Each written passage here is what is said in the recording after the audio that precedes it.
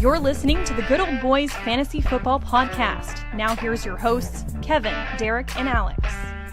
All righty, welcome, and ladies and gentlemen, to another episode of the Good Old Boys Fantasy Football Podcast. I am Derek, and joined as always by your co-host, Kevin. Kevin, how are we doing tonight? Doing good, man. It is finals week, right? We prepared. We dealt with a litany of injuries and all sorts of just random chaos this season. And congratulations to those of you who are in the championships of your fantasy football leagues. You done good, right? Now it's you got one game, right? You were going for the most points possible this one game to try and get your name etched in your league's history.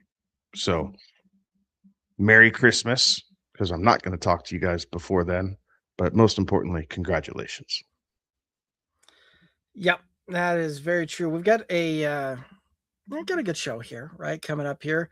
Still a little bitter about the home league, right? Like, managed to the injury riddled season did not disappoint me here in week 16. Had a couple of other guys leave early due to injury, and yeah, I firmly believe that had I gotten full games out of either one of those guys, I would have been playing here in week 17 for the ship. But it is what it is, and now we're on to the beach vacation for my fantasy, my fantasy beach vacation as well. So right, we're off to fantasy Cancun, right? Right, that's right. So, anyway, but we've got some good matchups here, right, in week 17, and it is championship week out there for most. Kind of quick programming note: the Friday show this Friday will be the last Friday show, right? With week 17. For those of you that play week 18 championships, take a vote, move it up to week 17. Well, you don't have to deal with some of the foolishness that goes on with week 18 championships and having to get whoever decides to show up in the stadium to play that day. So this year might be the anomaly to that. Like that is the standard, and you are absolutely correct. So please do not feel like I'm taking the opposite side of that stance. I'm simply saying this year might be the anomaly because there are still 6 AFC teams that could be the number 1 overall seed. Yeah. And I believe 4 NFC teams that could be the number 1 overall seed this year. Like, it is crazy coming down to the last 2 weeks. So many teams might be spared this season by having a week 18 fantasy championship. But however, asterisks, that is not the norm. Normally, your top performers get pulled early. They get a DNP, all the sorts of things, especially if seeding is already determined and the game is relatively useless as far as playoff seeding goes and what determines. So we shall see how that goes. But for week 18, understand what their incentives are in their contract. Right. If you can pair that up, right, it helps with fantasy roster management, and also helps if you're spending a little bit of side money on endeavors. If you understand what incentives players have, you're able to kind of place some prop bets, over unders, if you shall, so that way they can hit said bonuses in their contracts. Right. Those are the fun ones too, right? When you're rooting for the outcome because they get paid, you get paid, kind of thing. Those are the funnest ones to hit, and especially the best part about week 18, right? Best part. Yes, wholeheartedly agree. So week 17, there are several games on Thursday. Do not forget to set lineups for those of you playing in the championships. So one of those that it's you're gonna have to be a little bit on it on this one, right? Like this one's almost very similar to kind of Thanksgiving week here, and how that kind of works, where you've got a bunch of games that are scheduled up here that are going to kick off on Thursday. You have a bunch more as they start playing out here throughout the week. So it's not going to be the you gotta play one, and then that's kind of it. You've got 3 on Thursday, 2 on Saturday, and the rest of those, except for the Monday game, on Sunday. So if you kind of wait until Sunday to tune in and try and set a lineup, you've got 5 games already decided there, and a little bit of a tougher road to hoe. So just make sure you're looking at get this set early. Is this the NFL being greedy? Or let me rephrase. The NFL and college football do have an agreement. That's why we don't see NFL on Saturdays after or what until after week 15, basically, right? When the regular season or championship week for college football ends, you start to see some of these Saturday games. Typically, historically, Christmas Day is an NBA day, right? The NBA plays games from basically 9 in the morning until 1 p.m. because they have 5 or 6 games spread out all throughout the day. It's a big holiday. This year's a little weird because it falls on a Thursday. Thursday is a traditional NFL day, although outside of Thanksgiving, they only have the one night game. So the NFL, and did the NFL get greedy by putting 3 games on a Thursday like they do for Thanksgiving, as opposed to their standard night game, which is on Netflix? So y'all beware. The Thursday night game, Chiefs Broncos, is on Netflix. So actually, that is a few of those games, I believe, are all broadcasting on Netflix. Are they all on there? I believe so. Trying to look Colts, that up. Jags, Vikings. Because what is it? It's Colts, Jags. It's Vikings, Bears, and Broncos, Chiefs. I believe are the 3 games. Exclusive streaming on Netflix and Amazon. So the Thursday, the Thursday game will be on the Thursday night game, Broncos and Chiefs. That'll be on Prime, but the rest of those, the other 2 are on Netflix. Lovely. So there was a few players that came out as well that I say few. There's one that I saw that wasn't overly happy about the way the schedule shook out there. Penei Sewell came out, and the Lions had to play both on Thanksgiving and on Christmas Day. Same thing with the Cowboys. They're having to do both as well. So one of those that Penei Sewell came out and was less than excited about having to spend both holidays suiting up and playing, and especially with the Lions being away on the Christmas Day game. Well, they were home for Thanksgiving. Right. I don't know. And I don't disagree with that, right? Like, so the Lions and Cowboys in general, we understand that the Thursday night's pretty traditional, and they normally play 2 Thursday night games. Most other teams only play 1. They play 2 because they get the Thanksgiving game, and then normally one or both of them play that Thursday after. And they do try and make it both of them. If they're playing each other in the schedule, they do try and give both those teams, or whichever one of those teams is on Thanksgiving, they will play another one of the 5 teams that played, right? So they do that. But to play that and then play the Thursday after, and it's a full week, but it's still, you don't get that mini bye that everyone talks about. Right. And then they get their 10 days off. And then you turn around and do another short week, the week of Christmas. Like, as a human being, I would be frustrated about that also, regardless of what my salary is. Mm-hmm. Regardless of what my salary is. This is just the human aspect. I can't say that I disagree with the guy. No. Like, it's the NFL. Again, that's why I asked the question. Is the NFL getting greedy? Same thing with the Saturday games. We have playoffs. We have college football playoffs. Well, I had that last week too, right? Like that was the thing that I was not, last Saturday I on that I want to watch the playoffs. I want to watch the bowl games more so than tune into NFL games. But playing, you got to kind of make that choice for those bowl games, though. Well, if you decide to watch the NFL, you didn't miss much for those bowl games, because I'm about to jump on my soapbox. But last week showed why the G5 or whatever they're calling that group, the rest of five, whatever, need Yeah, the their group own of five. tournament. Yeah. Get them out. They have no business there. None. And anybody who says that they had a chance to win is lying to themselves and doesn't understand football. There was a 0.0% chance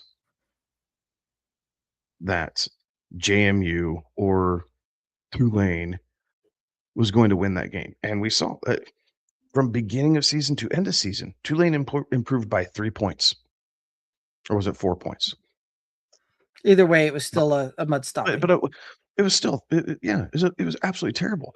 And Oregon was in cruise control that second half. So I don't want to hear, well, JNU kind of kept it close and they kept Oregon honest. No, they didn't. Oregon packed it in. They were saving players. They were playing not to get injured, get out with the win. Get ready for next week. Yes, get ready for Tech. Like, it was an absolute joke. And you took two deserving teams out, whether it be Notre Dame, BYU, Texas, Vanderbilt, Missouri. I don't care who you name. I really don't. Would have been better Any football. one of those schools playing in that playoff would have been better football because any one of those schools would have beat JMU and Tulane. Also, like it is something that college football needs to get fixed. Like, stop handing out trophies. You get to hand out NIL deals. The players play for money now. So now let's treat it like it needs to be treated and run a true playoff. Right. Those kids don't like it. I'm sorry. Play in your own tournament. Go to D2. Play in the playoffs with, North Dakota and South Dakota State. Like, I just terrible football. It was so terrible. Like, and it was a bummer because realistically, that Oklahoma-Alabama game should not have been the first game on TV, but they put it the first game on TV because it was the one that the main network had, as opposed to the other games being on TNT or HBO Max or True TV or whatever crappy station they put it on. And they put them on those night games because they knew they'd be competing with the NFL. And so they put the lesser games at night so it wouldn't hurt them as much. Yeah. So I have a whole, and I will stop because it's annoying. And I feel really passionate about this, and I'm trying so hard to keep this family friendly. But it was a travesty, and it was straight garbage what got put on TV. Yeah. There's a lot of things that need to be fixed there, and I just don't know what the answer is, and it seems very much that the powers that be are very vested in the way that things are, and so it'll be interesting to see how things potentially kind of work out here moving forward on that. But yeah, something needs to be done, right? So it's like a mom and pop boutique store, okay? Wants to go, they want the same treatment as Walmart. Right. Right? It is. It's Derek's Clothes for Less wants the same treatment as Walmart. But guess what happens if Derek's Clothes for Less and Kevin's, t-shirt value goes up against Walmart and Target and Kohl's and everybody else? We get stomped. Same basic principle, y'all. Same basic principle. Right. So that's a good way of putting that one. So, but any news, notes, anything that we want to hit up here before we start diving into the chat? Couple things that I want to hit up. Let's see here. Minshew on IR. Bye-bye. Marcus Mariota still has not practiced, so there's a good chance that Josh Johnson's going to be starting this week for the Washington Commanders. George Kittle has a mid and low ankle sprain, is the last I heard. So most likely I would not expect him here in week 17. DK Metcalf has been suspended 2 games, so he is rip for the season. You just can leave him on the bench or drop him if you don't have keepers or whatever, because DK Metcalf is not going to be around. for the remaining of your fantasy playoffs. We're waiting to see what happens with concussion protocol for Travion Henderson. We'll see if Rashee Rice comes back. Who else? I think those are the major ones. Yeah, I believe so. Those are the major ones. Now, obviously, we'll get more info as the week progresses and we start seeing more, practice reports kind of come out there. But yeah, it'll be certainly some names there to be aware of, and some fantasy implications for that for sure. So I'd like to play a slight game of guess who before we get into the questions, if you don't mind. Okay. So in front of me, I have the list of the 10 most common players on championship rosters. Okay. Or finals rosters, if you will. Okay. They're spread out. There's quarterbacks and skill position players alike. Okay. Top 10. Would you care to take a crack at said top 10 list to see how many you can knock off your list? I'm going to start with Trey McBride. Correct. Trey McBride is the lone tight end. Okay. In this list. I'm going to also say, well, let's just go with the Mr. Big Performance last week, Puka Nacua. Yes, sir. Puka Nacua is number 2. Sorry, Trey McBride was number 3 overall at the list, rostered on 40.8% of championship game rosters. Okay. Puka Nacua was number 2 at 41.9%. All right, so I got 2 and I got 3. How about George Pickens? No. Okay. I think his performance in the first round probably eliminated him from that. He did better week last week, but I think his first round matchup caused him to fall off. Okay, I could see that. How about we'll just kind of go with 2 here. Christian McCaffrey and Bijan Robinson. Christian McCaffrey is number 7. Okay. Surprisingly, 31.9. I thought he'd be a little higher up the list. Okay. Bijan Robinson is not listed. Oh, okay. So we got. How about a hint of how many kind of a break? Well, that might give it away too much. How many quarterbacks are on that list? There are 2. One I expect you to get, and the other I do not. Okay, I'm going to say Matthew Stafford for 1. No. Okay. Again, surprising. At a value, you'd figure some of these other players would lift him up the board, but right. He is not one of the 2 quarterbacks listed. I'm guessing Trevor Lawrence. No. Okay. So the 2 guys that have had like super strong performances coming on strong that people likely picked up off the waiver wires did not get the job done there. Interesting. Okay. At least for the masses. They did not hit the top 10. Okay. Is Josh Allen the one that I'm supposed to get? Josh Allen's the one you're supposed to get. He was the 4th overall player and the top quarterback at 39% rostered. Okay, so we have number 2, number 3, number 4, number 7 on your list. How about Jacoby Brissett? No Jacoby Brissett. I think he might have made it had he not thrown the dud last week. I think he cost a lot of people games against Atlanta. Okay. All right. Well, let's keep thinking on the quarterback there. Well, there's a wide receiver that you should get. That's really obvious. Is it JSN? It is JSN. Number 1 overall. 44.3% of teams have JSN on them. So now you've cleared 1 through 5. Who was? I thought it was 1 through 4 and number 1 7. through 4. Yes. 1, 2. Trey McBride. Allen's 4. Yes. 1 through 4. Excuse me. Okay, so we've got 1 through 4 and number 7. Number 7. And Chris McCaffrey was all the way down there at number 7 as a running And at back. number 7, he was the 3rd most owned running back. Third most. How about Devon Achane? No, sir. I found that to be extremely surprising. How about Jonathan Taylor and Jahmyr Gibbs? Yes. Gibbs is 5, Taylor 6. 37.1 for Gibbs and 32.7 for Taylor. Okay. So now you are down to 8, 9, and 10. One receiver, one running back, one quarterback.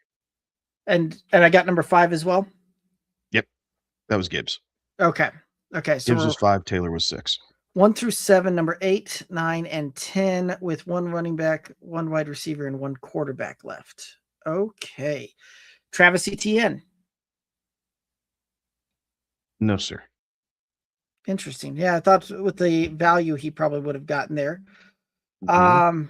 And did I already mention James Cook?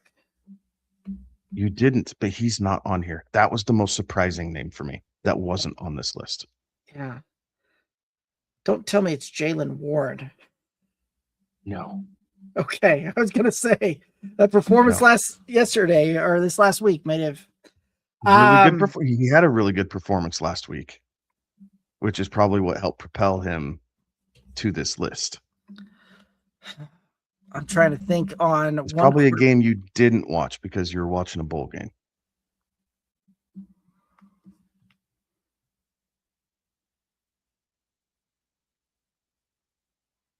Now I can't even think of that. I'm at a loss here.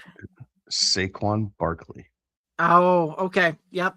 29.8% of rosters. And he did. He had a really good game against Washington at the perfect time. Yeah. The perfect time. Yep. So you have one wide receiver left who I think overall would make sense.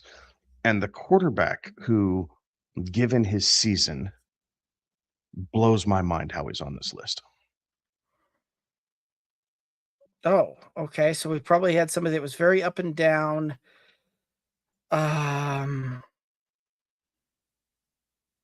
He was a guy you and I were talking about pre-show. And I know we listed a couple, so that's why I'm leaving it a little vague. But he was a guy that you and I absolutely mentioned and talked about pre-show for a couple minutes. Oh, it's got to be Dak then. No, it's the other one. The other one. We talked about like 6. I am at a loss. Lamar Jackson. That just leads me to how. He's number 10, right? So towards the bottom, but 28.5% of teams have Lamar Jackson. That just blows my mind. That right. And so that would leave number 8 is Amon-Ra St. Brown. Okay. So not a terrible list, right? So again, JSN, Puka, Trey McBride, Josh Allen, Jahmyr Gibbs, Jonathan Taylor, Christian McCaffrey, Amon-Ra St. Brown, Saquon Barkley, Lamar Jackson.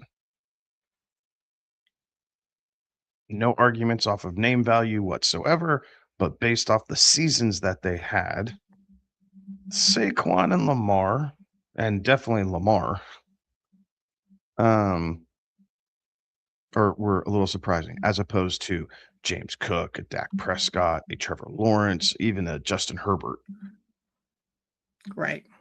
Like, it was just a little surprising. But that ends my time consumption of the show, if you will. But always interesting to know who got you there, right? Who were the guys who got you there? And this list clearly states or clearly shows why I did not get there, because I had a grand total of 0 of these guys in our home league, which is a bummer because I really wanted JT and he got picked right before me in our home league draft.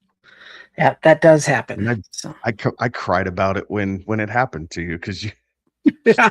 you and I were talking about that pre-show. I was telling you, that's the guy I want. He's going to be there. He's going to be there. And then sure enough, Tommy took him and I got stuck with Bucky Irving after I bashed on him all year long. And lo and behold, I was right. Yep. So, yeah, no, it's an interesting list, right? And some of those guys I would not have seen, quite frankly, with what we've seen out of Lamar this season. I don't know how he's that high up on the list for quarterbacks on a championship roster when he's QB 20 on the season. And maybe he was the stalwart that people didn't take off the roster, right? Like it didn't say starting; it just said on the roster. But if they benched Lamar and grabbed Trevor Lawrence or they started rotating, right? They rotated between Lawrence and Stafford and Brissett and all these other guys like Jordan Love in and out, Caleb Williams in and out. Like, right, he was the guy who you weren't dropping, right? So maybe, but a lot of draft capital in those 10 gentlemen. It's true, and it does have the interesting argument, right? All of these guys, with the exception of JSN, were going in the first 3 rounds. And JSN was creeping up to the back end of the first 3 rounds in just a standard redraft. Right. When it was all said and done with. Yeah. No, it's very interesting how that's played out. But well, shall we any other news notes that you want to hit up here? Anything else we want to hit up before we start diving into the chat? Oh, that was my fun part. We can get into the good stuff now. All righty. I think you get to be Button Man here to start off with. Get to be Button Man. All right. We got Jason back with us tonight here, saying he's in 3 leagues, made it into the finals of 2 of them. Congratulations. 66%. That's a great clip to get your teams into the finals. So I don't care whether it's just 3 leagues or we're playing 33 leagues. If you're hitting it 60+% into the finals, that's a good year overall. So congratulations to you, sir. And the other league, he's getting his money, playing for his money back. Okay, that's great too. Oh, yeah. Last night he was down 25 with only Kittle left, and Kittle got him 24.5. So did he win that game? I don't know, but he's saying he won with that 24.5. So congratulations, Jason, on winning that one. Sorry. I'm not quite sure. The math doesn't math there, but on that, but good season though. Congratulations nonetheless. So get after it. All right. So his first question is, which defense is the best streaming defense for me this week? Between the Lions and Bucks, and then between the Patriots and Seattle. Patriots. So I would agree. I would take the Patriots over Seattle in your second set. I'd take the Lions going up against Minnesota. They're playing against another backup quarterback. That was another one. 9 is on the IR. That was one we didn't mention in the notes. Right. So he's out. So the Lions get a backup. The Pats get a backup. They're both on the road, but I don't care this week. You're playing them. So Lions and Patriots would be the 2 that I would suggest. And the good news is Minnesota, may not have any running backs to run out there either, right? Jordan Mason, kind of questionable here for practice. Aaron Jones, kind of questionable here for practice as well. They don't have a Jaylen Warren and or Kenneth Gainwell to just let them run all over them and all game long. So that's a plus there. But yeah, I would go with the Patriots and the Lions as well in that scenario. All right. Little kicker talk. This might be one of the first times all season long. Cameron Dicker and Kaimi Fairbairn were the kickers last week for him. He said both elite options still. They're 3 and 4 on the year. I would tell you that I like Fairbairn this week going up against the Chargers at SoFi. At SoFi. Honestly, I don't mind Cameron Dicker running it back. It's going to be tough, right? Houston's defense has kind of been a little sloppier this week, or last couple weeks.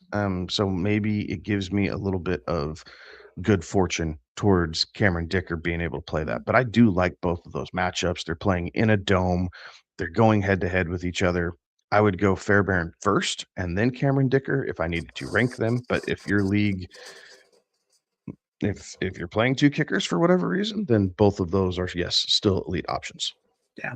And Dicker would be the one that I'd potentially move off of there, but it very much depends upon what your other options are. If you're playing Chase McLaughlin, don't mind that one.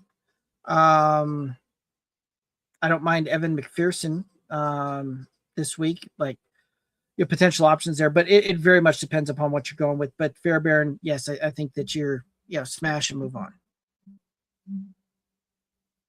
Fine. All right.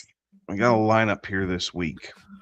He needs a quarterback, 2 running backs, 3 wide receivers, and 2 flex positions. All right. We'll take this one at a time. For quarterback, he's looking at Joe Burrow, Bo Nix, and Trevor Lawrence. Joe Burrow. Okay, we're going to start disagreeing all night. I'm taking Trevor Lawrence. Championship week by a hair. The game's at Indianapolis, which I like. I like being in the dome, and the fact that elements are not going to constrict what's going on. And right now, this Jags offense is really, really good, and they're being hyper efficient. Joe Burrow absolutely has the arm strength playing at home in Cincinnati, but take the elements out. And typically, we like home teams.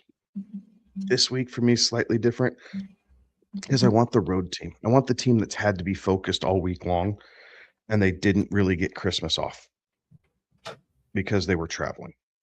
Sometimes the home team will come in after Christmas, and they're just a little lethargic. They got the extra time with friends and family. They got to kind of have some of their normal routine, but it's a holiday week, so it's not really normal. Like, I know these are weird things to think about, but for this week in particular, I think Trevor Lawrence might be the hottest quarterback of the 3, and he's playing in a dome where I don't have to worry about weather, and he's fighting for a potential number 1 overall seed for the Jacksonville Jaguars. Pinch me. I never thought I'd say that. So a lot of things on the line here. I know it's scary. Burrow is an understandable pivot if you don't want to trust Trevor Lawrence.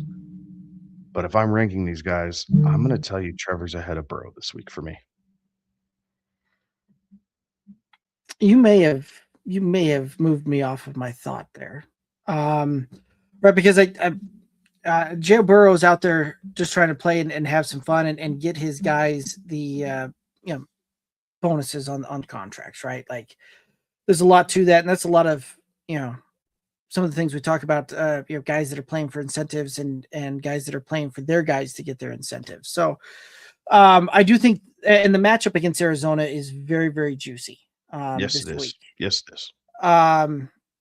But I say all of that to then, right? Like, while you were talking, I went and also was doing a little bit of looking up into that one, because you got me thinking on this one. As it turns out, Trevor Lawrence has actually been insanely good for fantasy football. This, when you kind of factor in weeks 5 through 16, which is a large stretch.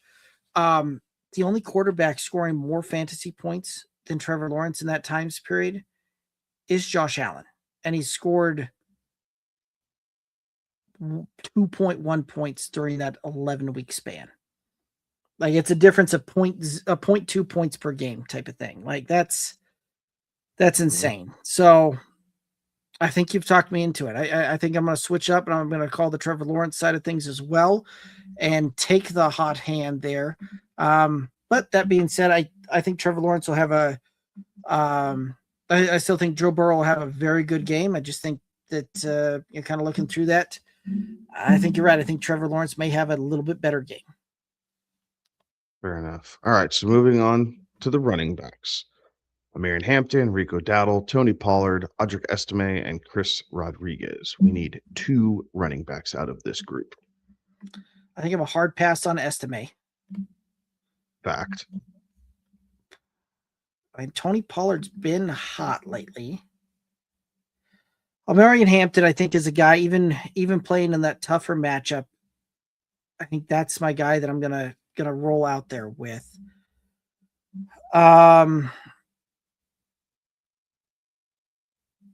I don't mind the Tony Pollard side, the Rico side. I don't mind that either. I think I'm honestly going to go with the Tony Pollard and Omarion Hampton side of this thing. No, son. Tony Pollard at home against the Saints. I will take that. Hampton does have the tougher matchup, but the last 2 weeks, Houston has let it go against the running back. Both Michael Carter and Ashton Genty had really solid games. Genty specifically last week against the Texans. So I think Omarion Hampton is absolutely in play. So I'm right there with you. Hampton and Pollard for the running backs. All right. And then wide receiver, Puka, Nico Collins, Tedero McMillan, Wandell Robinson, and Khalil Shakir. Puka's a must go. And then I think I probably lean Tet. Need 3. And I need 3. The name power is with Nico, but the Texans have not been delivering the ball that way. Like they just haven't, which makes me almost go off of him to look at like a Wandell Robinson. But in this scenario, right? Like I think I still want to go with my guys that have the potential higher ceiling on that. Nico is going to have a higher ceiling than a Wandell will. So I think I'm going to end up going with Puka, Tet, and quite frankly, Nico Collins. If he gets me wide receiver 3 production out of that, I'm okay with that one because I think Puka and Tet will carry the day for you. Yeah, cosign. Puka, Nico, Tet for the 3 wide receiver positions. I'm perfectly happy starting Wandell Robinson in one of your flex spots as we kind of transition over to that. I think Wandell Robinson is a lock for one of those flex spots. Would you agree with that? Yeah, I would go with Wandell as well in that flex. And okay. I think for the other one, I lean into the Rico side. The Rico's, this is where I'm struggling because it's been rough. Seattle's done a pretty good job against the run. So Rico, the name power and the overall season, I think gets me there over Estime Rodriguez and Shakir. I think that's just kind of where I'm leaning. Like, I just don't think Khalil Shakir is going to get you the floor that you're going to be comfortable with. Right. Yeah, I think I'm going to go with Rico because he gets me a safe floor, and out of my flex and my last flex position, that's kind of what I want is somebody that's going to go out there, not give me a goose egg, get me a pretty safe floor on that, and I'm going to let really let the rest of my roster try and shine on that one and bring home the ship there, right? Like, so I don't feel great about it, but I think that's the best option. I agree. So recap. Trevor Lawrence, then Joe Burrow, then Bo Nix at quarterback. Your 2 starting running backs, Omarion Hampton and Tony Pollard. Your 3 starting wide receivers, Puka, Nico, and Tedero McMillan. And then your 2 flex spots would be Wandell Robinson and Rico Dowdle. Yep. I like Best of luck. Best start this week. Tyler Warren, Jake Tongs, if Kittle's out, AJ Barner, Taysom Hill, Dalton Schultz. Man. And I don't feel great about the options, but out of those options, I'm still rolling Schultz, even if you are starting Nico.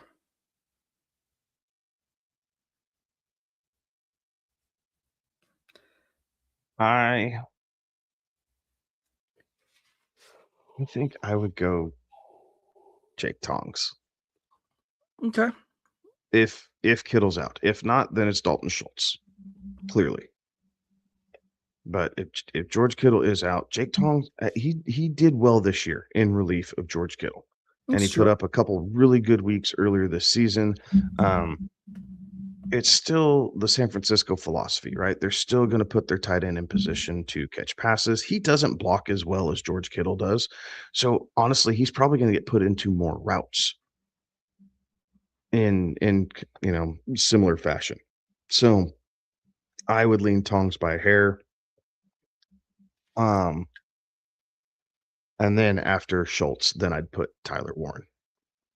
Okay. Then AJ Barner's kind of a high upside, really low floor play. Taysom Hill, no, thank you. You have much better options. I wouldn't even consider Taysom Hill. Facts. So, all right. Other roster setup. All right, we're gonna get through this a little bit quicker. All right, quarterback, 2 running backs, 3 wide receivers, excuse me, and 2 flex positions again. All right. Quarterbacks, Burrow or Brissett? Ready to go. Burrow. It's Burrow. I Burrow. completely agree with that. Yeah. So 2 running backs. This one's a little harder. Barkley, Javonte Williams, Kyron Williams, Amarian Hampton, and Michael Carter. So Saquon's your gotta play out of that one. And then I think I'd lean the Kyron Williams side next. I would go Barkley and Javonte. I like their matchups Okay. with Washington and Buffalo being the guys. So I think I would lean those. I do like the Javonte side of things. The only thing that worries me a little bit is he was limited at practice today. So if we get a clean bill of, clean practice week and all of that from Javonte before Thursday, since that is a quick turnaround on that one, then yeah, I'd be comfortable playing Javonte. If Javante's questionable, doubtful going into that Thursday game, I would pivot on to Kyron. Fair enough. And then wide receiver wise, Jamar Chase, Nico Collins, Drake London, Cortland Sutton, or Scary Terry McLaurin. Yeah, it's Jamar Chase is the smash yes out of that one that you got to play. I kind of like the Sutton side of things, right? He and Bo Nix are starting to connect here, bring things through. So I do like that one. And as much as I would say Drake London, the Rams have been tougher on defense. Tough opponent on defense. So I think I probably lean the Nico side on that, but I don't feel good about it.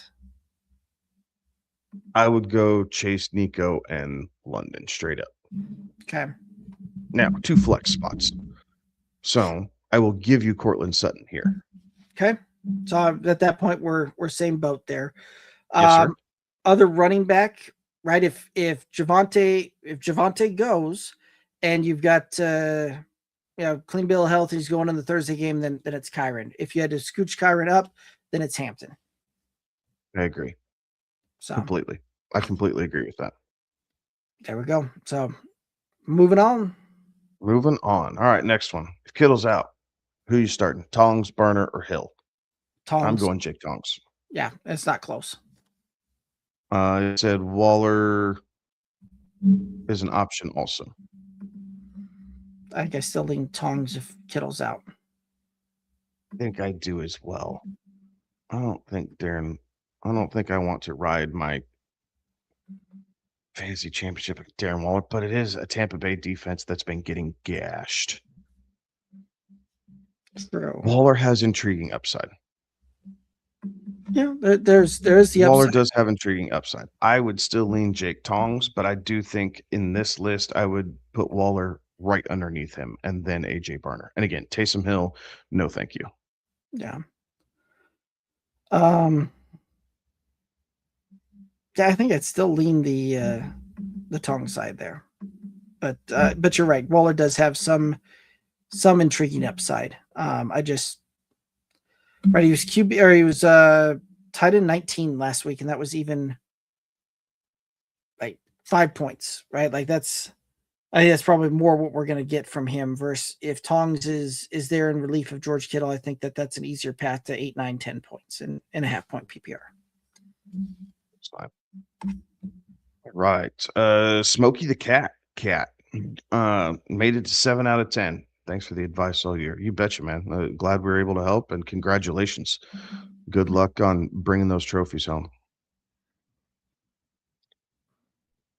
Then Tyler, Tongs or Schultz if Kittle's out? think this is kind of where Derek and I are splitting hairs just so slightly. I would take Tongs by a hair. Derek, correct me if I'm wrong, but I think you're leaning Schultz by a hair. Yeah, and they're close. I mean, we're probably Kittle's out. We're probably within a point on that one, as far as that goes. But I would lean the Schultz side of it just on the slightest of margins. Schultz will probably get you more consistency because he's been in rhythm with CJ Stroud. Yeah. So Schultz will probably get you a little bit more consistency. I think Tongs has a higher upside for a touchdown. But that's how I'm playing it personally. I think that's probably why I like it for championship week. I'd rather have that consistency out of my tight end. Yeah, go out there and get me a very consistent, 7-8 points type of thing, and then be able to have that kind of baked in and know what I've got to do with the rest of my roster as I prepare for that. So versus kind of that Tongs is a little bit more of a wild card. Championship week, I want less wild cards in my deck unless I am projected to lose by a bunch or I'm trailing big, and then it's wild cards galore because we need to swing for the fence. 10-4. And Tyler's saying also Devonta Smith, Alec. It's not Alex, it's Alec Pierce, Luther Burden, Jade and Reed, or Dobbs. He has in the next one. So Devontae, Alec Pierce, Luther Burden, Jalen Reed. If you're only going one, I'm gonna lean Devonta Smith. So will I. I think he's got probably the best route to get into top 24 for the week. The rest of them, they're upside swings, right? You're relying heavily on touchdown upside, things like that. So I would lean on the Devonta Smith side of things there as well. Hopefully that's for a flex type of play and not looking to have to go wide receiver 2 on that. I think so. If you had to pick a second one, do you have a favorite in that group? I think at that point, I probably lean the Alec Pierce side of it just off of what we saw last night. Yeah, because there's a good chance that the Colts are down in this game and having to throw, and we see Phillip Rivers continue to knock the dust off. And yeah, he and Alec Pierce had a good connection last night. So he seems to have a good rapport with him already, which right. Veteran quarterback, you do expect some of that, but after 5 years, it was crazy to see how on the same page the two of them appeared. Right. So I'd agree with that. I'd go Smith and then Pierce, and then and then you are praying. It's just woof. Yeah. It's then woof. You're praying. I mean, at that All point, right. if I had to pick a third, I think it might be Jaden Reed, but that's if Romeo Dobbs misses. I think my third would be Dobbs, only for the touchdown upside. Fair enough. Pick a Packer. Pick a coin flip a Packer. Well, and that's if Jordan Love's playing, right? He's in concussion protocol too. It's true. At which point it might be Luther Burden. That's scary. Yes. Scary. All right. Fire Bros says he's got 2 questions: JMO or Tet for one of the leagues. So we'll start with that one. JMO or Tyrone McMillan? I'm going with Tyrone McMillan too. I agree. He has been sneaky good and efficient here the back half of the season. As Bryce Young has continued to take micro steps forward, right? I'm not going to say big steps. I'm definitely not going to say leaps. But Bryce Young, I would argue, has taken micro steps forward and has occasionally, we've seen it on 2 or 3 different occasions this year, had a blow-up game kind of out of nowhere and just broke the chains off the thing. So I would lean that route as the start. JMO's weird, man. How the Lions offense features JMO is weird. So we'll see. Now that they're officially eliminated, again, I expect the Lions to play with a lot of pride and to not make it easy on anybody, unlike the Chiefs last week. Garbage. But give me the guy who's fighting for a division title here. So I want Tedderell McMillan. And then number 2, we got to pick 3 here. Michael Wilson, Nico Collins, Tedderell McMillan, AJ Brown, Wandell Robinson, and Mike Evans. These 3 include a flex. I have Rico Dowdle on the bench. Happy holidays. Okay. Well, happy holidays to you as well. Do you have thoughts here before I go off on my train? So Mike Evans is a smash, yes, on this one. Kind of jumping back to just to add something in on Tet as well. So with Tet, he has scored a touchdown in 4 of the last 5 games, and that is kind of the first guy that Bryce Young looks for. So I think Tet is another guy that you look in here as well. And I think the third guy is actually Michael Wilson, with what we've seen him do over the last few weeks. Like, he has been on a tear, and I feel pretty confident about rolling Michael Wilson out there as my third wide receiver in that scenario. All right. It's hard to disagree with that. I think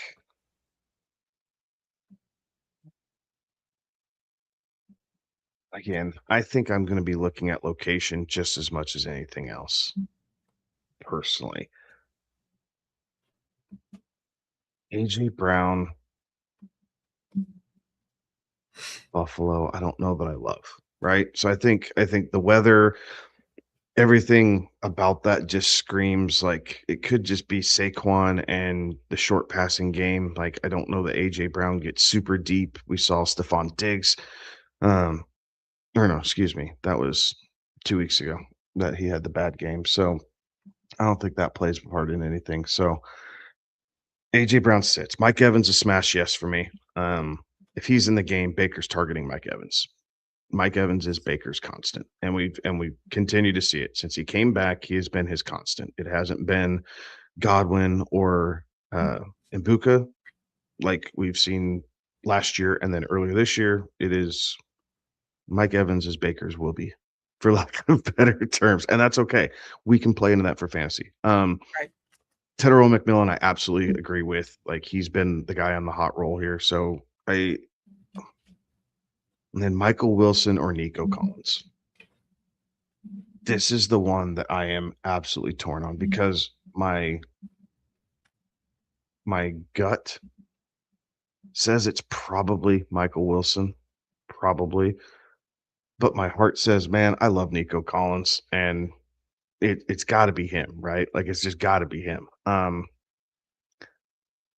But I think with Nico, much to Derek's point earlier, Nico has been getting there off of like 4 or 5 grabs for like 75 yards and a touchdown. That's how Nico's been getting there. It's not that he's getting 8 catches and 100 yards and maybe he gets in the end zone or not, but the volume gets you. He's been pretty touchdown dependent for an elite wide receiver here right this season. And Michael Wilson may Michael very Wilson's well been a volume 15 targets. Yeah.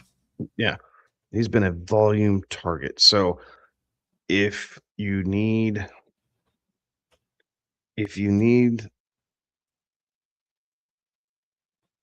Michael Wilson. Oh God, this feels so dirty. It Michael does. Wilson, Tet, and Mike Evans are who you're running with. Nico is a very close fourth to me, at least with Michael Wilson, and then AJ and Wandell are further down the list, and you don't need to worry about Rico Dowdle. Your wide receivers are the right options to go. Right. And so kind of looking back, just the AJ Brown side, like, honestly, when you brought that up, he didn't even enter into my thought earlier, because of the fact that the Bills defense has been very stout against opposing wide receivers, number 1 wide receivers, right? You look at it, Nico Collins, when they went up against him, had 55 yards that game. DK Metcalf had 32 yards, Jamar Chase 44 yards, and Stephon Diggs 26 yards, right? Those are the last 4 wide receiver ones that have gone up against this Buffalo defense. I don't want to be banking on AJ Brown to deliver me 3 for 30 and that's it, right? Like, so Mike Evans certainly my number one on that one. Tet on the heater, 4 out of the last 5 he scored a touchdown on. He's been getting the volume there. Nico was certainly seeing targets this last game, but just didn't connect. Would it surprise you if Houston kind of comes out and this is a lower, grimy, grinded out running type of, well, Houston maybe not running the ball so much, but I think that this is going to be a low scoring, grinded out type of game between the Chargers and Houston. So I think Nico gets taken out of that a little bit. Whereas on the flip side, Michael Wilson and Arizona and the Cincinnati, I don't know that there's going to be any defense at all played in that game, and it wouldn't surprise me if we see both teams end up with 40 plus on the scoreboard. Yeah, I think a 55 total, and I'm still looking at the over between Arizona and Cincinnati. Yeah, it wouldn't surprise me if we have 80 plus total pass attempts in that game. I could very easily see Joe Burrow and Jacoby Brissett both go over 40 pass attempts in that game. Absolutely. So good luck to you. And again, Merry Christmas, Happy Holidays. All right.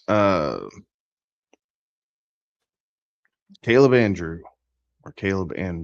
depends on how you're looking at this. Excuse me. It's got a start sit question here. He lost Devontae Adams and Rashee Rice, so he only has JSN, Mike Evans, and Buka left. Should I play Mac Hollins over Mbuka? He hates the production Mbuka has had. So you need to start 3 receivers, I'm guessing. I think you're because going to JSN and Mike Evans are the smashes. Right. I think you're going to hate the production of Mac Hollins even more. I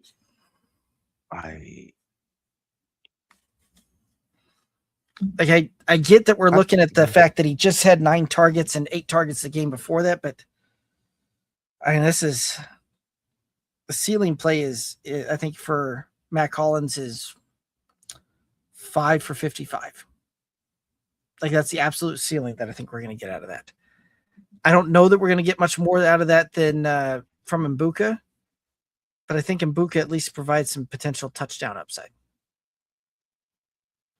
I'd agree. Give me the guy who's on a team that's playing for something.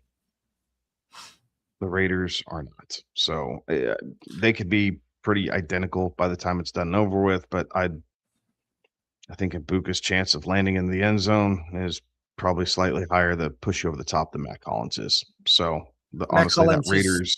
Mac Hollins is with New England these days. New England, excuse me, that's right. New England. Against the Jets. No.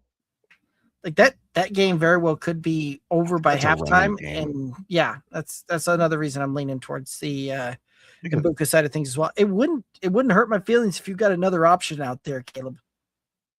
Yeah, I think you're right. Like, I don't even know if Diggs is going to have a great game. Like, I think it's Ramondre and like Keyshawn Booty. Right. And Hunter Henry. Like, if you're going to pick 3 New England guys for this game against the Jets, like. And with Henderson in Matt the Collins protocol, isn't the guy. With Henderson in the protocol, Ramondre Stevenson might very well be a week or a league winner. League winner, yeah, he absolutely could be going up against the Jets. Ramondre is absolutely in league winner status right now. If he's on your roster, it's really hard to not insert him with how bad the Jets have been here the last few weeks. So unless they are just geeked out to play spoiler, and really play beyond themselves, I think Ramondre is in for a pretty good week. But I digress. I would still play Mbuka. Give me the warm weather in Miami as opposed to playing outdoors in New York and everything else, because like you're going to have all those sorts of weird winds stuff happens and everything else that goes on, and just and like I said, it wouldn't surprise me if this one becomes there's 30 pass attempts, if even that, and most of them not going to Mac Hollins. I agree. Hunter Henry should have a good game in that one, I think. Yeah, I would agree with that also. I would agree. So hopefully that helps you, Caleb. Michael Rain. Hey, guys, if Woody plays, Would you choose him, Dowdle, or Michael Carter? Full point PPR. So I think what it's we rank? Dowdle. I mean, if he plays, but not necessarily loving the options here. I can't say that I am either. And I don't think I would be leaning to Woody Marks to bring home a fantasy championship. I think it'd be Dowdle and then Right. Michael Carter. Yeah. Again, that game in Cincinnati, I wouldn't hate anybody for playing Carter over Dowdle because the matchup is so much easier. And Carter will And have kind of if 1-2 the punch, not as much of a shared backfield.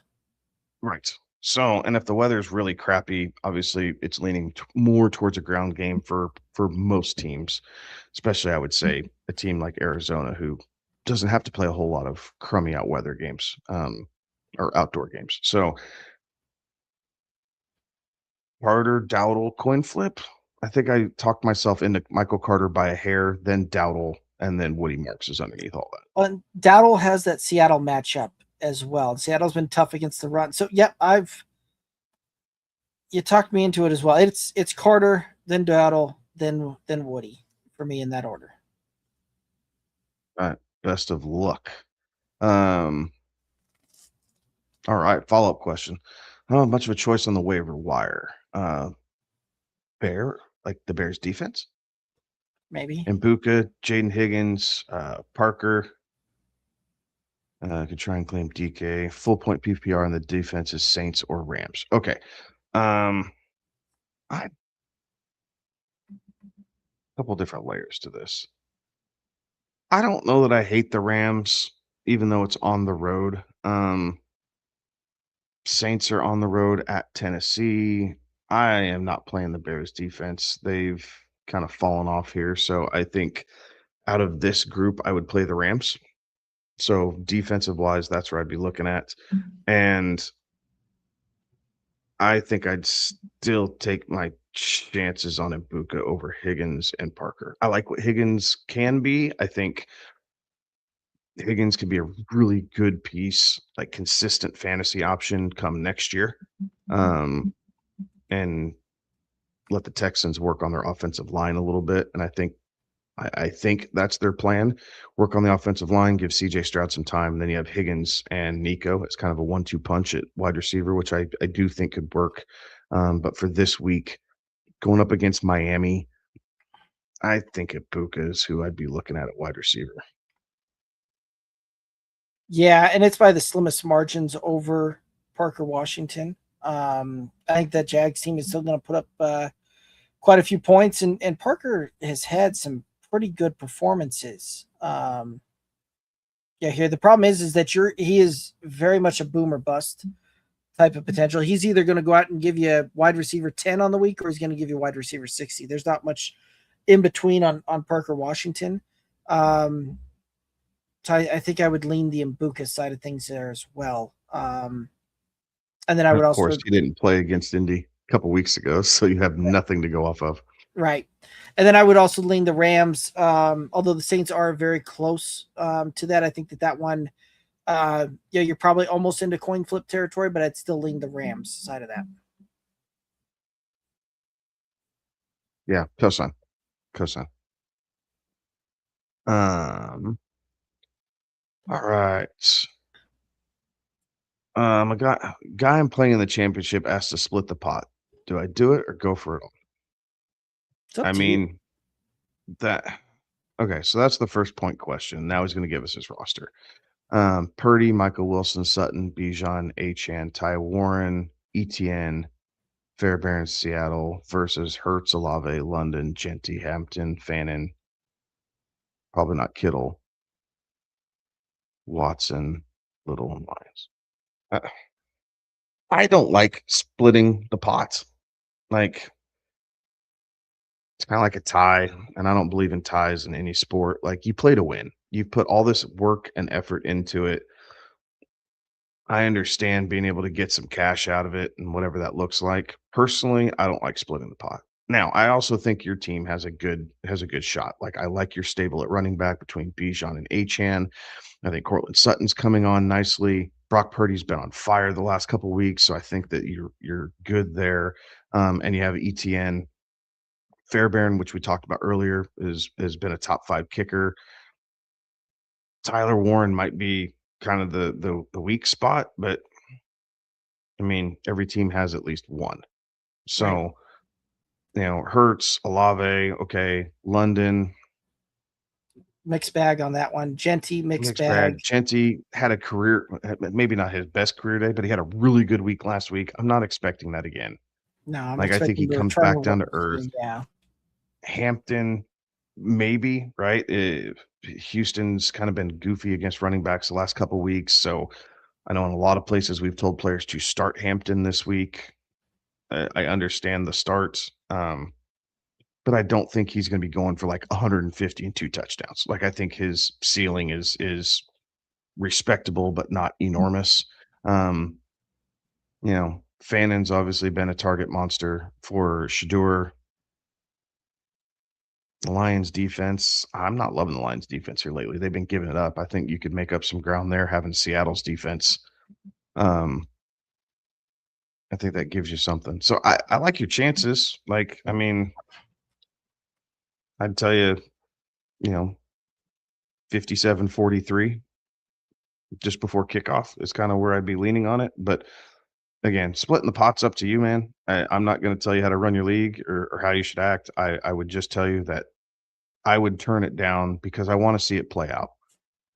Because as soon as you say yes and you split the pot, if you win that game, you go, damn, I could have had it all.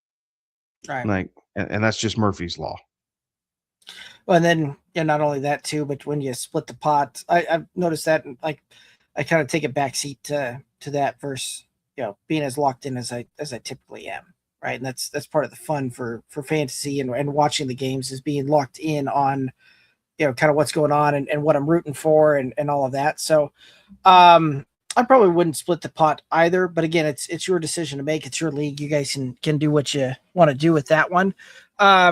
Yeah, and typically too, if somebody's asking me to split the pot, like where I'll typically split that is right there. There was obviously a buy-in on that. Second place gets their money back. Winner takes the rest. Right? Like that's one of the things if I'm going to split it, that's kind of how I like splitting that one. First, we're just going to split it down the middle. We move on. So, but you run that however you see fit. Any other thoughts on this one?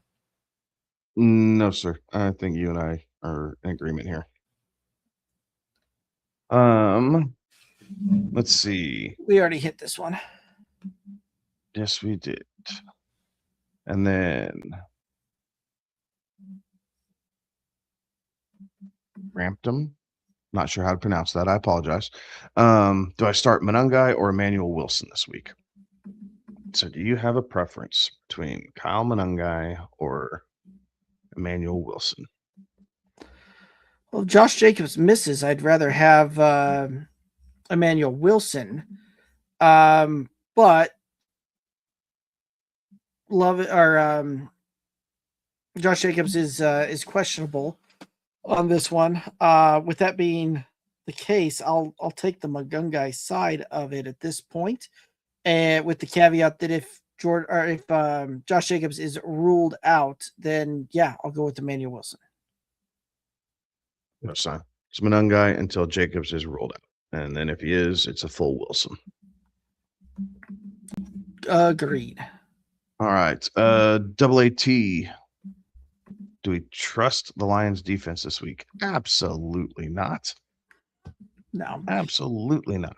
The only benefit that they've got going is they may be going up against a team that doesn't have any that'll be trotting out their third string running back and their what would it be, the fourth or fifth string quarterback at this point? Something like that. And I do think that's I was probably a little bullish. Minnesota, I'd love to know who's starting quarterback because I don't think Minnesota's come out and said who's starting yet. So, yes, they do have a perceived easier matchup. And until this year, we did think Justin Jefferson was quarterback proof until 9 showed us that he's not. Yes, in a big way. Silly McCarthy. So both teams are. The Lions are officially eliminated now. Is that right? Lions are officially eliminated now. Max Brosmer is your guy in Minnesota. Max Brosmer. Oh, and we saw how that first start went. Yeah, you could trust him this week. Yeah. That was so bad that first week. Yeah, yes, you can.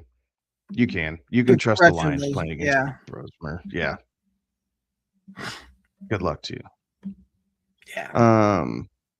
I think we hit this all one right. before as well. Yep, we did. Sorry, some of these popped up twice. I'm playing against Puka and JSN.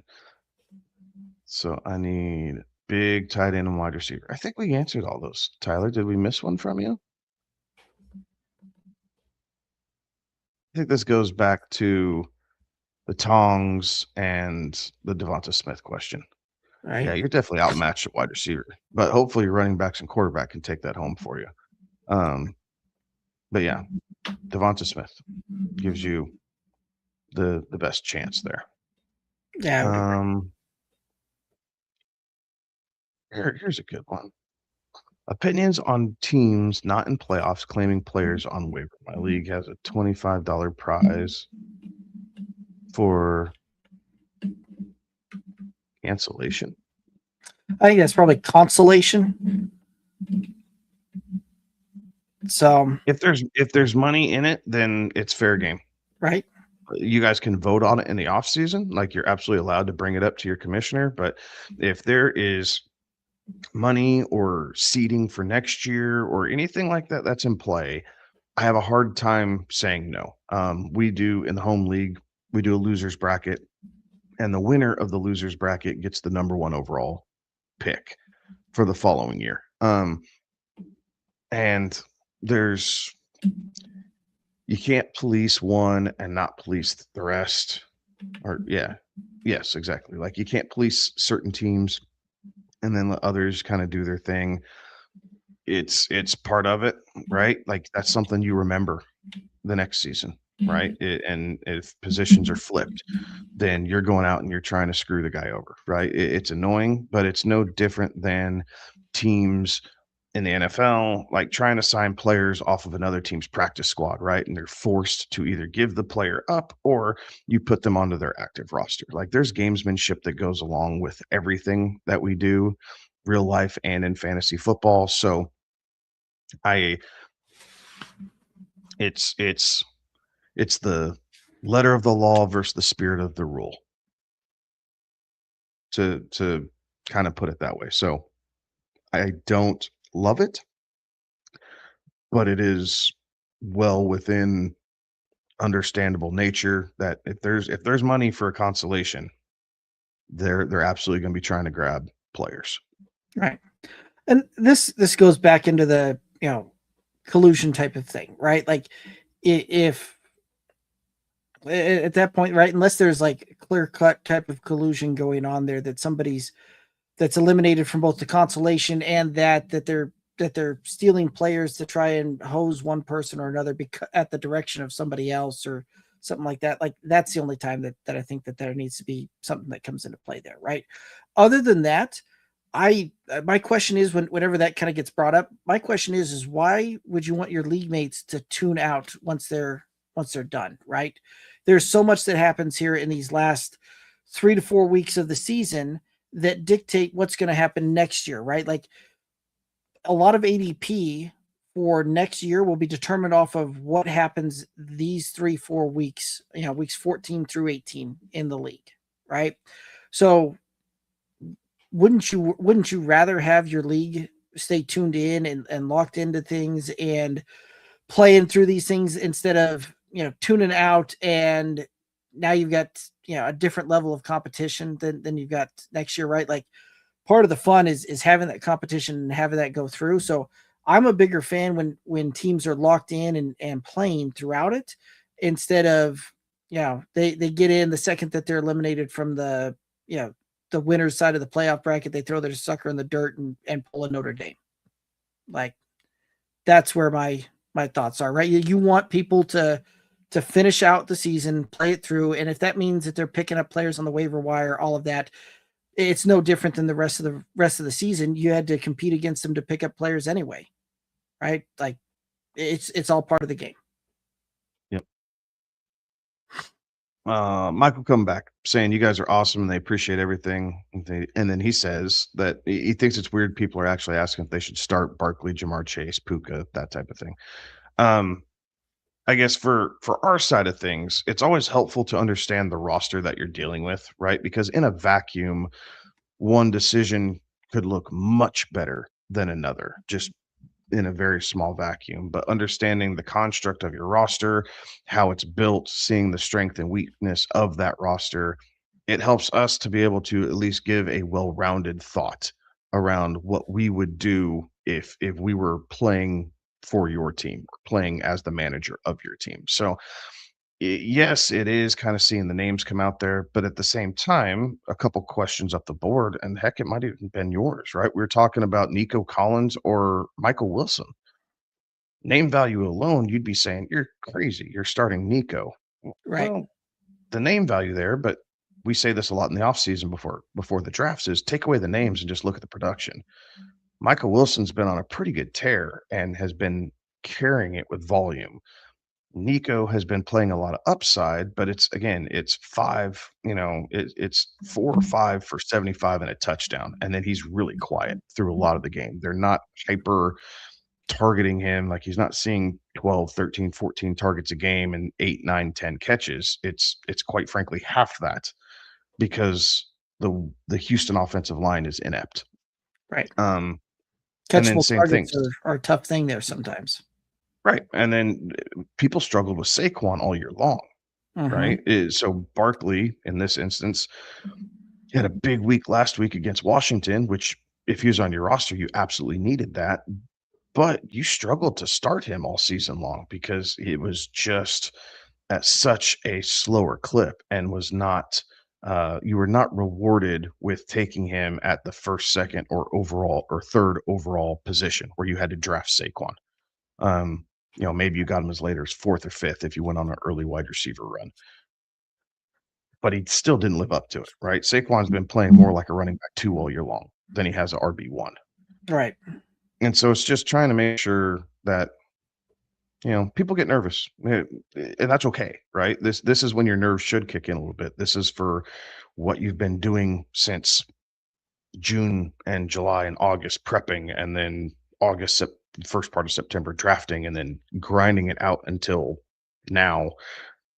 You want it to pay off. So yes, it looks weird, but it actually helps. It helps us. And I think it just, the overall thought process of kind of how Derek and I run our show is, we talk through this like we're sitting on a couch, right?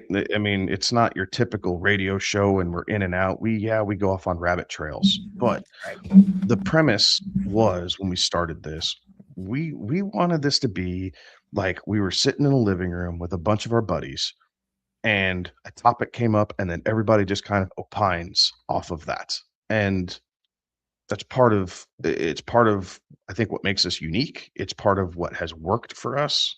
And when we get more details in the questions, it allows us to do that. Right. Yeah. And to Kevin's point there, right? Like, yes, you're gonna absolutely smash Jamar Chase and smash Puka in your lineups and all of that.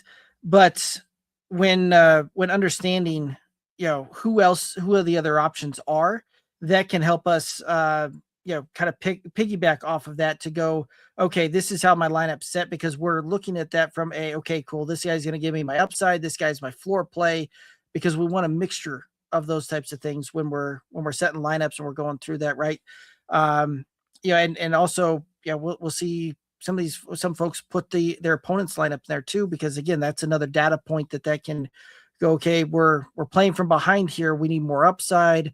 Nope, that we should be playing from ahead for most of this. We need more consistency on the floors, things like that, and we'll throw in some upside kind of plays here and there on that. But yeah, that's more of the case that we're just seeing folks put the entire question out there to set that lineup and help make those decisions or ask the advice on how to make that decision, based on the roster totality on how to proceed on that, instead of just give me A or B, right? Because there's a million things that you can go onto a website out there or whatever and just ask, player start, sit, A, B, this is what it is, right? Like, not necessarily a ton of things out there that go through and actually look at the roster totality and try and provide a better lineup, a best lineup to play for the week.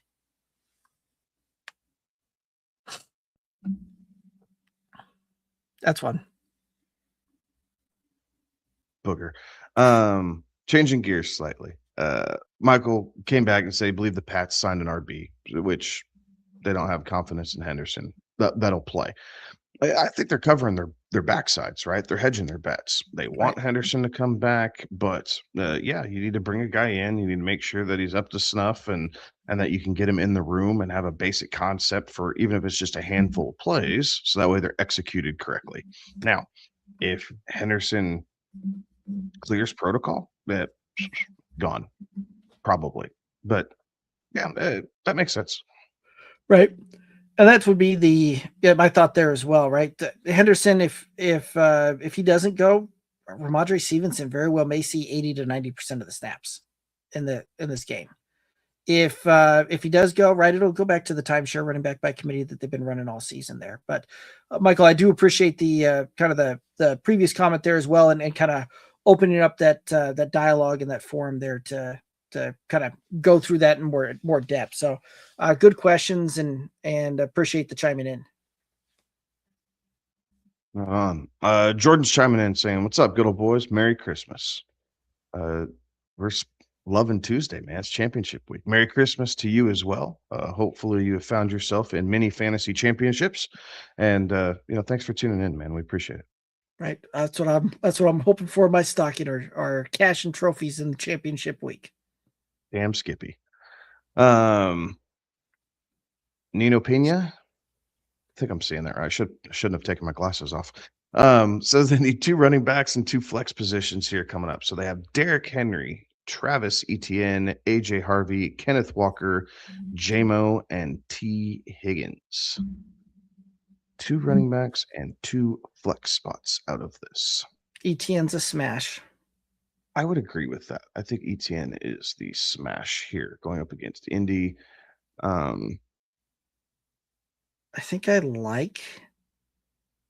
can't believe I'm saying this, but I think I like the RJ Harvey side more from a running back too. Harvey gives you more upside than Henry, but I think Henry's floor is safer. Henry's seeing the touches. Right. The fumble thing last week was weird, but again, he was still over 100 yards. Right. Up until he doesn't play like the fourth quarter. Yes. Right. So there's randomly. There is, he doesn't play in the fourth quarter for, after he decimated. Has a good play. Yeah. Yeah. Like, so it was very weird. I don't know what the Ravens are doing. I don't think the Ravens know what they're doing, to be honest. Oh, they're struggle bussing, right? They're struggle bussing. But yeah, I think I like Etienne Henry here for your 2 running backs. As far as your flex plays go, we have Kenneth Walker at Carolina, RJ Harvey at Kansas City, JMO at Minnesota, and T. Higgins home against Arizona. I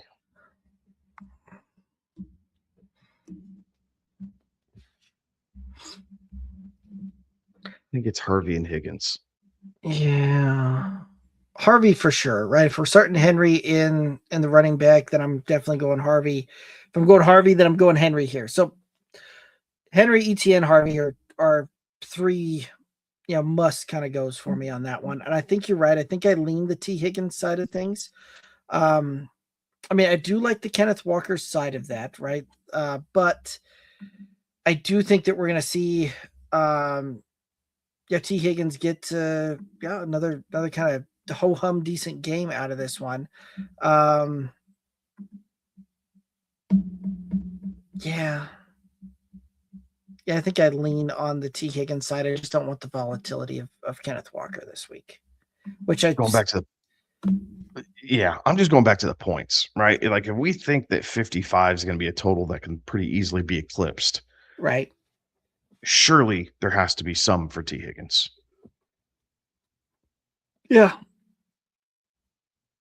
So, that's why I'm looking at. That's tough, but Henry, Etienne, Harvey, and Higgins would be the 4 that you're plugging into your lineup this week.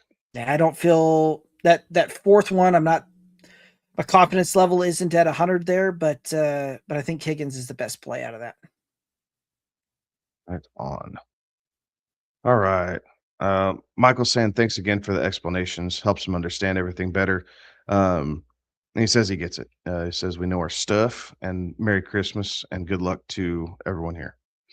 Thank you. Right on. Appreciate it. Please be sure to like and subscribe, as always, to help us out. But anytime, man. We're here every single Tuesday. We got one more Friday, but we're here every single Tuesday, even through the off season. So as you're getting ready for what 2026 has for you here, tune in and hit us up, man. We'll definitely give you our thoughts and opinions on what's going on around the league. Absolutely. Jordan saying thanks, guys. He got wiped out by injuries and missed the playoffs, finished 5th, but now he's on to baseball. Oh, there you go. Baseball's a grind, man. Good for you. Right. Fantasy baseball's a grind, and I have not. I think it's how I saved my marriage. Like, I don't think my wife would do well if I did fantasy baseball and fantasy football. Like, she gives me the fall, and I love her for that. Like, she understands and knows what she married into, but I don't know that I could convince her that, I need to do this for baseball too. And now I'm April, October doing that. So it does not work for my household. So more power to you, buddy. Best of luck. Go Shohei Ohtani, right? Like that's who you need. Him and Aaron Judge. Like those are the 2 guys you want. Beside that, I'm not a seam head, so I got nothing else. Right. Yeah. We know my thoughts on baseball. It's well established here. 54 games is all the regular season needs to be, and we'll move on, right? So unless you're the Rockies, just give them 3. No one cares about the rest. Give the Rockies wrong. 3 games. Yeah. All right. Right on. We'll here we go. Yeah, it is a grind. Yeah, so Jordan's saying it's such a grind with multiple teams, but it's so fun. Dude, more power to you. Seriously. Like if you enjoy it, keep at it, man. I can't wrap my head around it. I've tried it a few times and just hard pass for me. Yeah. Right on. At the moment, that takes us to the end of it. So if you guys have any last minute questions, go ahead and hit us up, get them in here. But kind of looking at this mixed slate, this Christmas week slate, are there any couple games that you were going to try and work your holiday schedule around to be able to tune into most, if not all of? Not really. Like not on Thursday anyway, right? Like I'll watch the Broncos and Chiefs because, well, it's the hometown team, right? And rooting to try and do that. But I mean, at this point with the Cowboys, Commanders, the Lions, the Vikings, not really, like that doesn't hold much staying power in that. And I get when they scheduled these games early on, like they really thought that all of these teams would be playoff contenders or in the hunt, or we're really working for seeding and all of that. And turns out of the 6 teams they scheduled, only one of them is a playoff team, and only one. And outside of that, it's ho-hum, right? And who knows what the Chiefs will do, right? Like there's speculation that this might be Kelsey's last game in Arrowhead, and all of that, remains to be seen, right? There was a lot of speculation kind of coming out and being said there over the next little bit, right? The Texans and the Chargers, I think on Saturday, that's going to be a good game. And that'll be an interesting to watch with lots of playoff implications there. Sunday, I want to watch the Cardinals and the Bengals just for the fireworks. I think that there's going to be points galore, and that's going to be a fun game from an offensive viewing standpoint. Outside of that, there's a whole lot of just kind of ho-hum for me in this schedule. What about you? The one that stands out again, hometown team. Yes, so I'll tune in the Broncos game. I think the Texans Chargers game is interesting because it is potential playoff matchup. So kind of seeing how that looks and how both teams kind of prepare, I think it'll have big time kind of a playoff vibe and atmosphere to that game. So I think that one will be interesting. I think the same thing for the Bears and the Niners. Again, another potential playoff matchup at some point. So that one could be super interesting and at least really competitive with two teams have everything to play for. And the third, as kind of weird as it sounds, is Carolina Seattle, Right. because again, these are playoff matchups. Everything else is not. And so I guess if it involves, we're going to take the home team out of it. But outside of that, if it involves like potential playoff matchups, I'm all over it. Like, I want to see how this looks. If it doesn't, like, meh, like I'm not necessarily going out of my way. Packers Ravens could be an interesting football game overall, but on Christmas week, it'll be background noise. If it's on, it'll be background noise. It's not going to be something that I kind of stop what I'm doing and watch that game. So not too many here for Christmas week. Like you said, the way they scheduled it, like you can see what the schedule makers' thoughts were. You understand what they believed when they're doing this, especially for that Thursday slate. Just hadn't come to fruition here. And quite frankly, a lot of games that just don't, quite frankly, amount to a hill of beans. Right. Like Arizona, Cincinnati, okay. Dallas and Washington, blah. Like Tampa Bay, Miami. Maybe for Tampa Bay, they're trying to figure out how to not lose football games down the stretch here. But I guess technically Tampa Bay has not been officially eliminated yet. right. If they win out and Carolina loses out, you could see them win the division. Same thing with Detroit, right? They're not officially eliminated. They're just right there, right? If Green Bay wins or Detroit loses, the Lions are then officially eliminated. But most of these games going through, you feel like you could pick the winner right away outside of 3 games. So if there's a confidence pool, I know what I would have as far as like my 1, 2, 3, and 4 as far as least confidence. But then the rest, like Detroit and Minnesota. Does anybody think Detroit's not going to win that game? No. Like the Rams and Atlanta, meh. Like, I don't know. Here's a game we didn't talk about. Potential Super Bowl matchup. I believe it was the teams I told you I think it's the teams that I took preseason. We can go back and look, but I Baltimore think you're right. with Philadelphia and Buffalo. So I guess that would be the game that we didn't specifically mention. Right. That could potentially be a Super Bowl matchup. So yeah, that game should have some intrigue. Also, when is that game played? Is that the Sunday night game? No, it's a Sunday afternoon game. Sunday afternoon game. So they didn't even get a prime time slot for that game. Like, no. Prime time. This is where everything gets screwed up. Right. I'm counting all the games on Christmas as prime time since they're loan in their markets. But right, they San Francisco and Chicago is the Sunday night game. Barf. We would be so much better to see Buffalo and Philly. Rams and Falcons, I would agree with that as well. I'd rather see the Eagles and Bills in that Monday night game than the Rams and Falcons, right? Like that's a matchup there that I just doesn't hold much power on that one. No, we'll see, but yeah, I think that does it for this evening, Derek. We haven't seen anything else come in here. No, I haven't seen anything else come in there, so certainly appreciate everybody tuning in, chiming in. That's gonna make sure that you've got everything set and you're keeping an eye out tomorrow and on Thursday before the games for the updated injury reports and what that looks like. Don't forget that you've got games on Saturday as well. And then we'll be back on Friday for the last bet set snap of the season for week 17. But Kevin, any final thoughts out there for the viewers and listeners? Merry Christmas. Good luck. And we will talk to you guys. Oh, hold on. Mid show or mid comment here. Oh, here we go. What do you think the chances are that Kittle plays? I would tell you I think the chances are pretty slim. I would say 25% if I had to put odds on it. Yeah, I think I probably have that a little bit better, but it's not quite 50-50 on that one.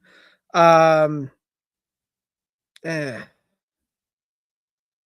think at this point the Niners are probably more likely to just kind of hold him off and make sure that he's available in 2 weeks. Yeah. They know how to win without Right. Kittle. Right. So I think they'll be pretty quick to shut him down so that way they can have him for the long haul. Right. Exactly. So, but yeah, Merry Christmas. Good luck this week. Don't forget to tune in on Friday, hit like and subscribe, and hope everybody has a great time with friends and family this week. Absolutely. Right. Make sure that you enjoy the time, and we'll be back on Friday, but that's going to do it for us tonight. He's Kevin. I'm Derek. Have a good one. Be safe. Toodaloos.